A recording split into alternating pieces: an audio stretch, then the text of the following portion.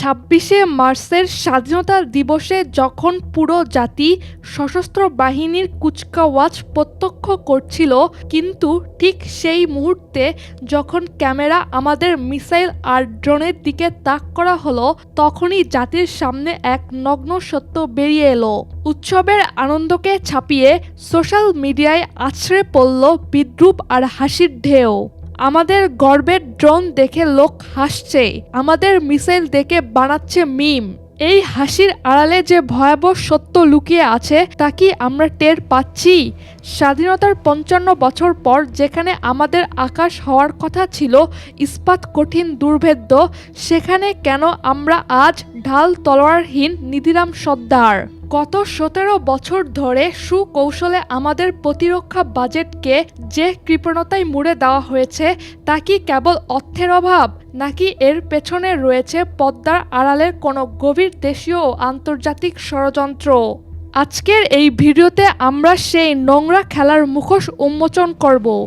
আমরা বিশ্লেষণ করব কেন পাকিস্তান, ইরান বা তুরস্কের মতো দেশগুলো বিলিয়ন ডলার খরচ করে সামরিক পরাশক্তি হয়ে উঠছে, আর আমরা পড়ে আছি ৮০-র দশকের জংধরা প্রযুক্তি নিয়ে। আজ সময় এসেছে এক কঠিন সত্যের মুখোমুখি হওয়ার। আমরা কি সত্যি স্বাধীন, নাকি কোনো প্রতিবেশী শক্তির ইশারায় আমাদের সেনাবাহিনীকে পঙ্গু করে রাখা হয়েছে? চলুন গভীরে যাওয়া যাক।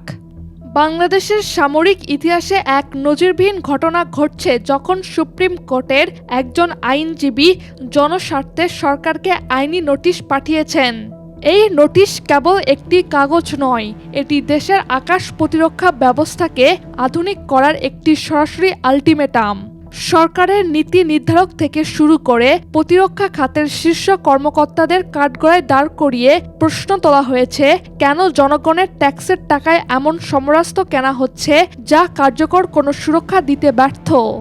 সামরিক বিশেষজ্ঞদের মতে, আমাদের বর্তমান মিসাইল সিস্টেমের যে পাল্লা, তা আধুনিক ড্রোন বা লং রেঞ্জ মিসাইল ঠেকানোর জন্য পর্যাপ্ত নয়।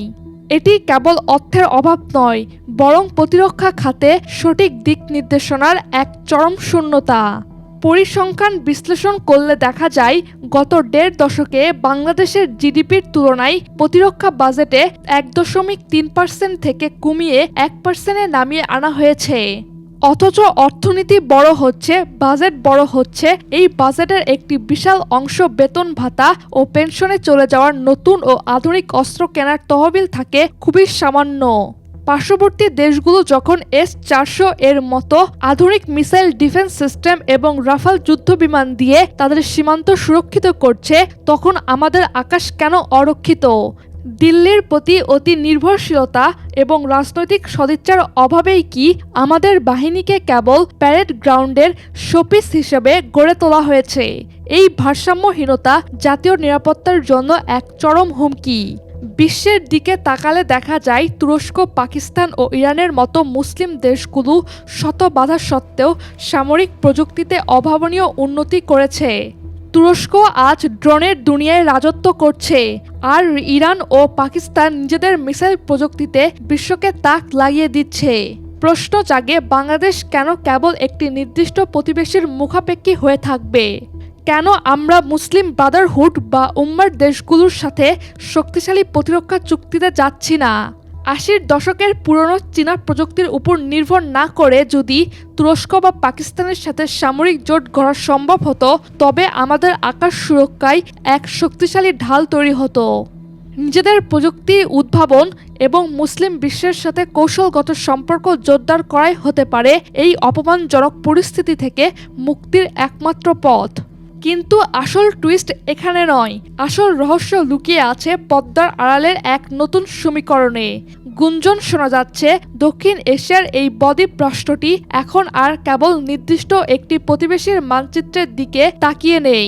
ঢাকা কি তবে গোপনে তুরস্ক বা পাকিস্তানের সাথে এমন কোনো ডিফেন্স প্যাক্ট বা সামরিক চুক্তির দিকে এগোচ্ছে যা দিল্লির ঘুম কেড়ে নিবে? হয়তো খুব শীঘ্রই আমাদের আকাশে দেখা যাবে এমন সব ড্রোন বা মিসাইল সিস্টেম যা কেবল প্যারেড গ্রাউন্ডের শোপিচ নয়, বরং শত্রুর রাডারকে অন্ধ করে দেওয়ার ক্ষমতা রাখে।